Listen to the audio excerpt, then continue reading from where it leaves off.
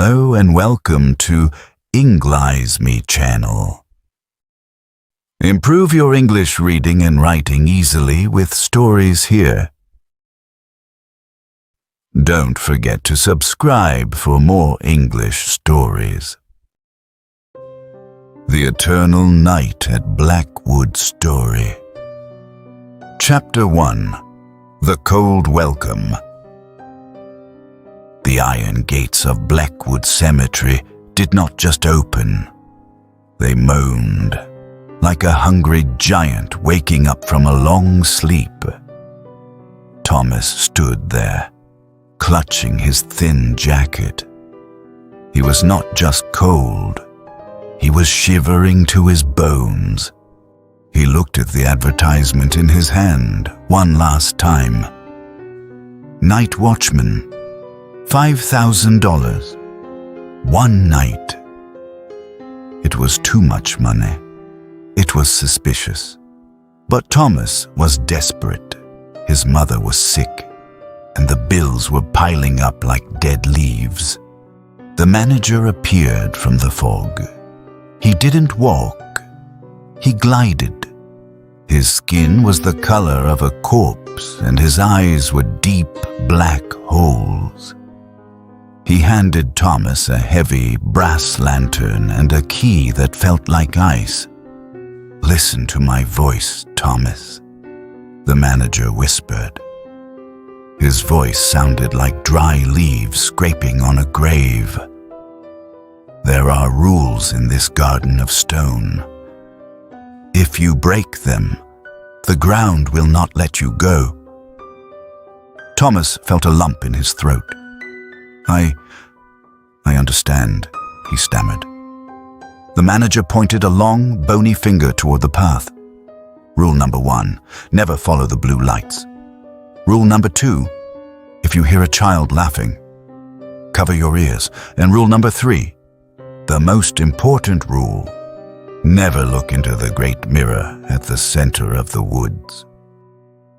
Chapter 2. The Blue Lights.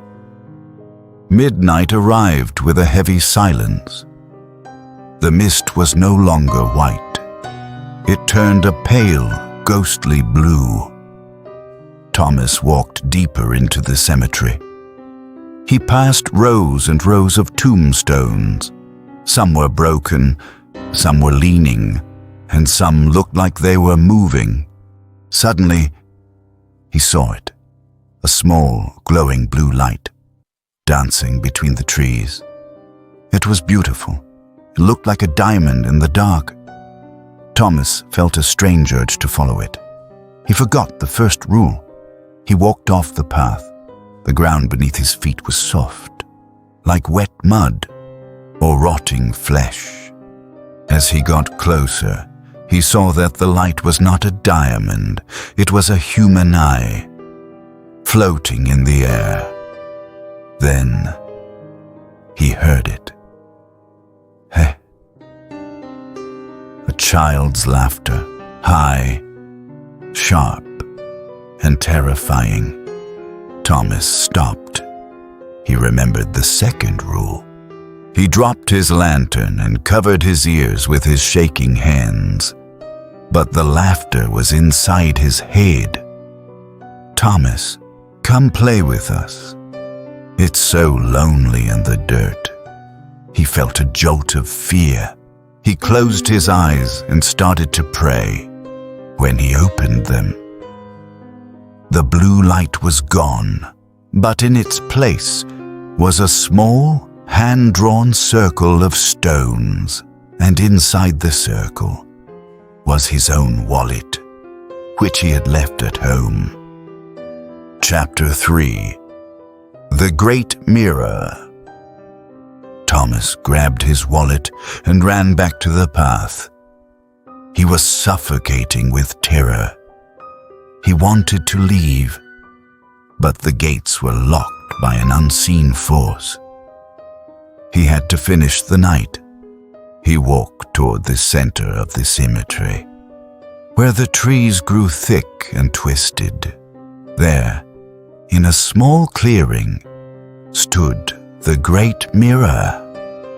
It was 10 feet tall, framed in silver that looked like frozen snakes. Thomas knew he should look away, but the mirror was calling him. It wasn't a sound. It was a feeling of sorrow. He looked. In the mirror, he didn't see the cemetery. He saw his own house. He saw his mother, sitting in her chair, but she wasn't sick anymore. She was young, and she was smiling. Then, she looked at the mirror. She looked at Thomas. Her smile grew wider and wider until her face split open. "Join us, Thomas," she said. Her voice was like breaking glass. "The manager promised, if you stay, I will live forever." Thomas realized the betrayal. His mother hadn't sent him here. The manager had used her image to lure him. He felt a shiver down his spine. He took the heavy brass lantern and threw it at the mirror with all his strength. Crash. Chapter 4. The Midnight Guardian. The mirror shattered into 1,000 pieces, but instead of glass, the floor was covered in blood. The manager appeared, but he was no longer a man. He was a shadow, 20 feet tall, with 1,000 eyes. "You destroyed the mirror, Thomas," the shadow boomed. "But you cannot destroy the debt. You accepted the key. You accepted the job. Now, you belong to Blackwood." The ground opened up beneath Thomas. Thousands of skeletal hands pulled him down into the damp, cold earth.